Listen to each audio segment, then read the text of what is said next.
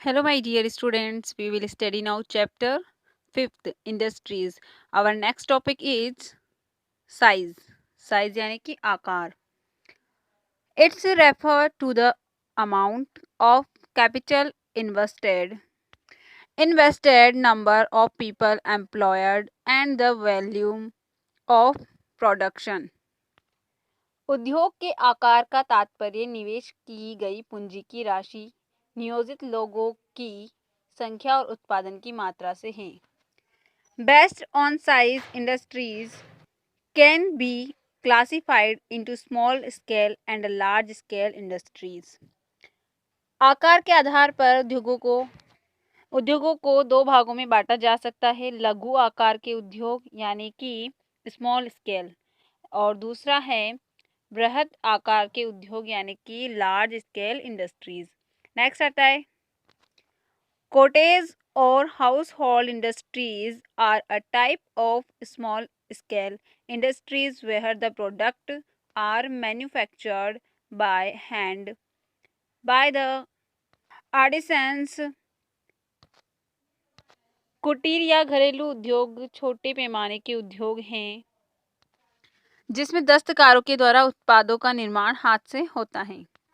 Basket weaving, pottery and other handicraft are examples of cottage industries. टोकरी बुनाई, मिट्टी के बर्तन और अन्य हस्त निर्मित वस्तुएं कुटीर उद्योग के उदाहरण हैं.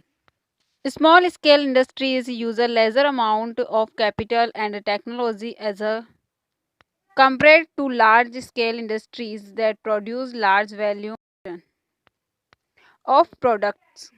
बड़े पैमाने के उद्योग जो बड़ी मात्रा में वस्तुओं का उत्पादन करते हैं, उनकी तुलना में छोटे पैमाने के उद्योग कम पूंजी व प्रौद्योगिकी का उपयोग करते हैं.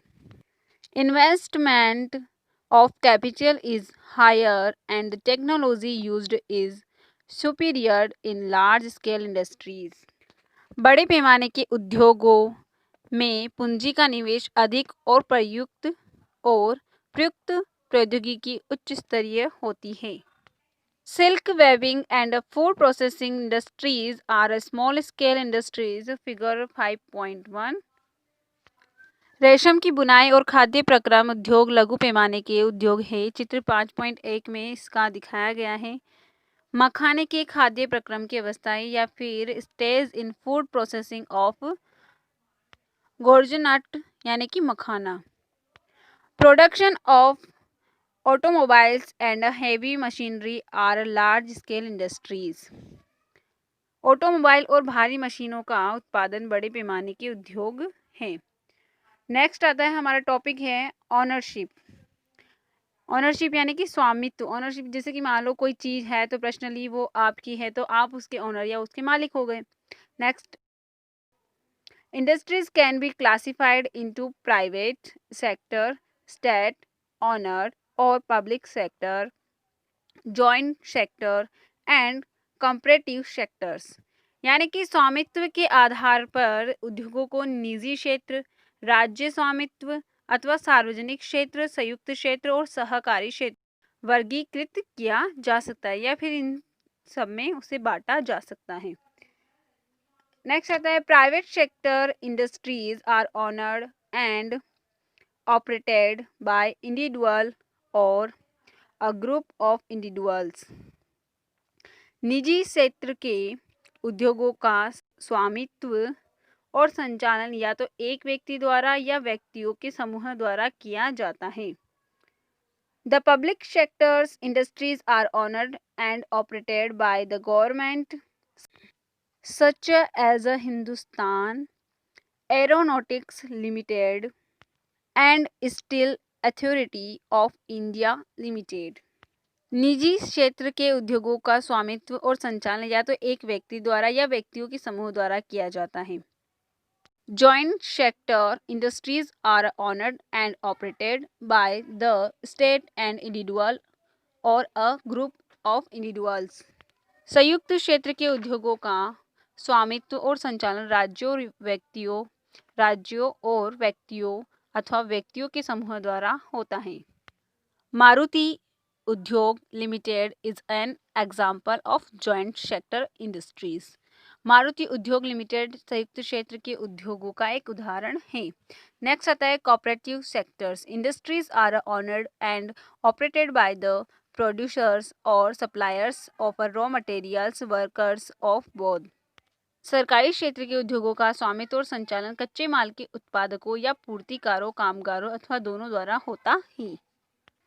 आनंद Milk Union Limited and Sudha Dairy are a success stories of a cooperative venture. Anand Milk Union Limited एवं सुधा डेयरी सहकारी उपक्रम के उत्तम उदाहरण हैं। Our next topic is factors officiating location of industries, यानी कि उद्योगों की अवस्थिति को प्रभावित करने वाले कारक कौन कौन से हैं, उनके बारे में हम अध्ययन करेंगे या स्टडी करेंगे। So let's start. The factor officiating the location of industries are the availability of raw material, land, water, labor, power, capital, transport and a market. वे कारक जो उद्योगों की अवस्थिति को प्रभावित करते हैं कच्चे माल की उपलब्धता, भूमि, जल, श्रम, शक्ति, पूंजी, परिवहन और बाजार हैं।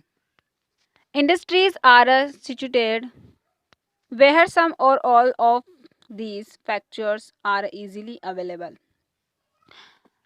उद्योग उन्हीं स्थानों पर केंद्रित होते हैं जहां इनमें से कुछ या ये सभी कारक आसानी से उपलब्ध होते हैं। कौन कौन से कारक बताए थे अभी?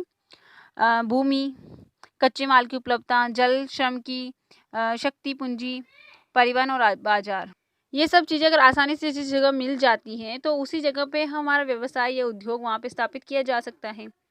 Next, sometimes the government provides incentives like subsidies, power, lower transport cost and other infrastructures so that industries may be located in a backward area. कभी कभी सरकार कम दाम पर विद्युत उपलब्धता, कम परिवहन लागत तथा अन्य अवसंरचना जैसे प्रोत्साहन प्रदान करती है ताकि पिछड़े क्षेत्रों में भी उद्योग स्थापित किया जा सके। Industrialization often leads to development and growth of towns and cities. औद्योगिकरण से प्राय नगरों और शहरों का विकास एवं वृद्धि होती है। Thanks to watching my video. Please like, comment and share.